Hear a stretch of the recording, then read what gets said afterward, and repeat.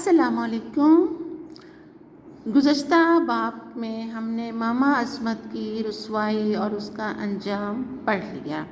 اب آگے کیا ہوتا ہے، کون سی ماما رکھی جائے گی اور اس کے لیے کس قسم کے صلاح مشورے کیے جائیں گے، تو آئیے پڑھتے ہیں باب نمبر 21 اور 22 کے اہم نکات۔ نمبر 1، گھر کے خرچے کے تعین کے لیے مولوی محمد فاضل اور ان کی بیوی کے مابین تکرار۔ نمبر 2، اصغری سے صلاح مشورہ۔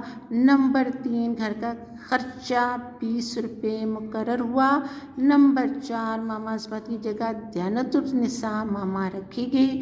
نمبر 5، خانہ داری کے انتظام میں واضح فرق نظر آنے لگا۔ یہ وہ تمام اہم نکات ہیں جو ہم نے 21 اور 22 میں پڑھے ہیں۔ اگلے باب میں اصغری کون سے نئے کاموں کو سلجھاتی ہے۔ اس وقت کے لیے اللہ حافظ۔